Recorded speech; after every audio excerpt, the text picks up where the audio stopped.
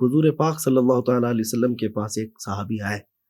انہوں نے یہ کہا کہ میری ماں دنیا میں نہیں رہی، لیکن میں چاہتا ہوں کہ اپنی ماں کو کچھ فائدہ پہنچاؤں، یا ان کے مجھ پر اب کیا حقوق ہیں.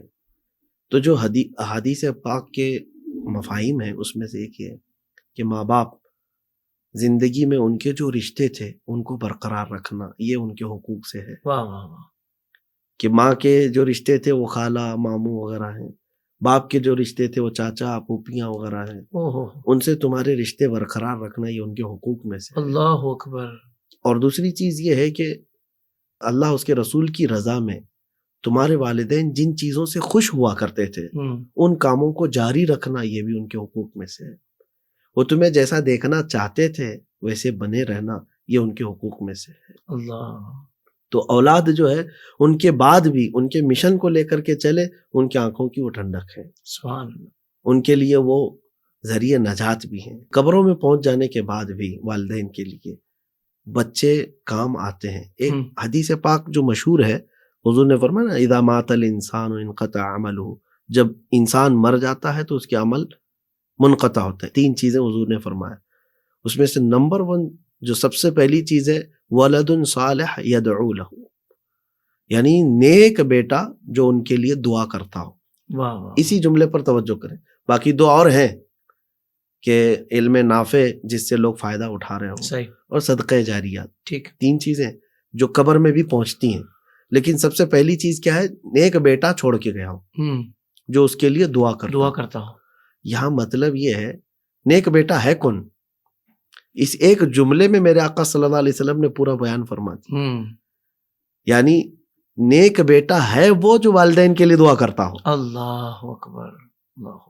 یعنی جو والدین کے لیے دعا کر رہا ہو وہی نیک بیٹا ہے، اور جس نے ایسی اولاد چھوڑی ہے جو ان کے لیے دعا کر رہی ہے وہی صالح اولاد ہے.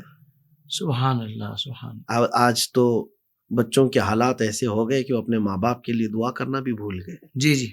انتقال ہو جانے کے بعد برسا برس ہو گئے، لوگوں کو ان کی نہ خبریں معلوم رہ گئیں، نہ ان کے پاس اتنا وقت رہ گیا کہ ان کے پاس حاضری دیں.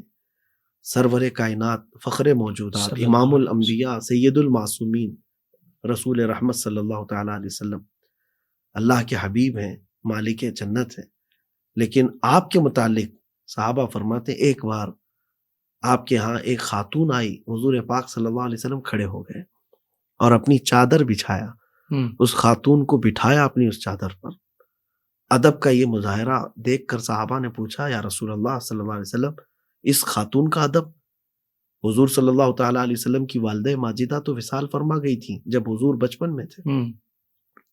تو صحابہ نے جب یہ پوچھا تو حضور نے فرمایا یہ مجھے دودھ پلانے والی ماں حلیمہ ہے.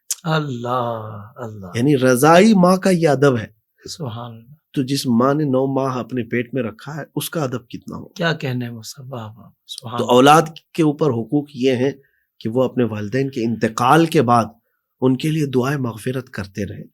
اس کا صلہ یہ ہوگا کل کو تمہیں بھی تو مرنا ہے، تمہیں بھی تو مرنا ہے. آج تم اپنے ماں باپ کے لیے دعا نہیں کر رہے ہو تو تم اپنی اولاد سے کیا تمنا رکھو گے کہ تمہاری موت کے بعد وہ تمہارے لیے فاتحہ پڑھیں گی. اللہ اللہ. اور یہ تمام چیزیں آپ اپنے والدین کے ساتھ جو کرو گے آپ کی اولاد آپ کے ساتھ کرے گی، بلکہ اس سے اچھا کرے گی.